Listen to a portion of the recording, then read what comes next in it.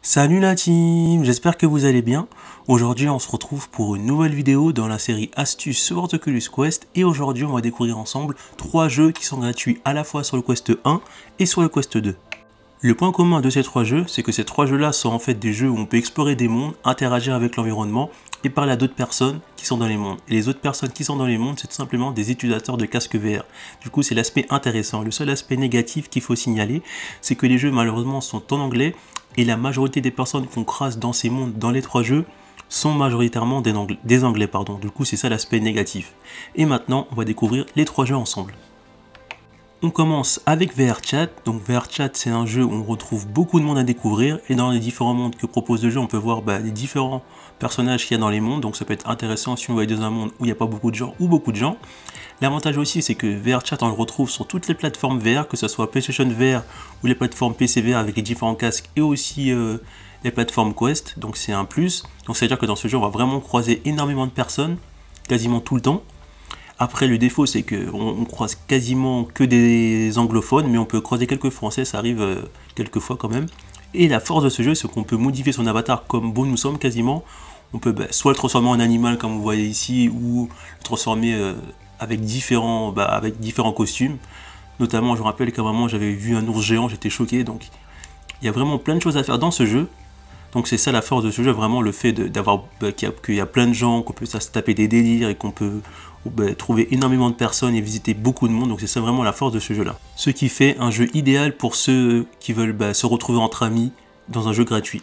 On passe au second jeu, Allspace. Donc Allspace, c'est un jeu qui est similaire à VRChat, mais dans ce jeu là on retrouve beaucoup moins de personnes que sur VRChat et on retrouve beaucoup moins de monde que sur VRChat. Mais ce jeu se différencie parce que dans ce jeu là on peut faire quelques mini-jeux, organiser des réunions, on a vraiment beaucoup de choses qu'on peut faire.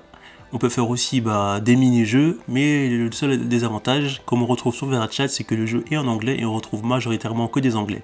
Après, les mini-jeux restent limités, mais c'est déjà un petit plus qu'il faut signaler. Et dans ce jeu-là, le jeu a été amélioré graphiquement, il est beaucoup mieux fait qu'avant. Et c'est un des jeux qu'on peut utiliser pour retrouver un ami, que ce soit sur Quest ou sur notre plateforme VR. Et on termine avec le dernier jeu, le troisième jeu, Red Room, qui est selon moi le meilleur jeu gratuit pour jouer en multi avec vos amis sur Quest. Pourquoi? Parce que c'est le jeu où on retrouve le plus de mini-jeux gratuits à l'intérieur du jeu à faire entre amis. Donc c'est un jeu qui est comme VRChat et Allspace, on peut se promener dans différents mondes, interagir avec l'environnement et parler avec les autres utilisateurs de casque VR dans le jeu. Mais dans ce jeu-là, on a beaucoup de mini-jeux à faire et c'est ça qui rend vraiment le jeu sans limite et qui donne à ce jeu, on va dire, une durée de vie illimitée. Comme vous pouvez le voir, il y a vraiment énormément de mini-jeux à faire sur Red Room. Donc là, vous avez une petite démo des jeux que vous pouvez choisir.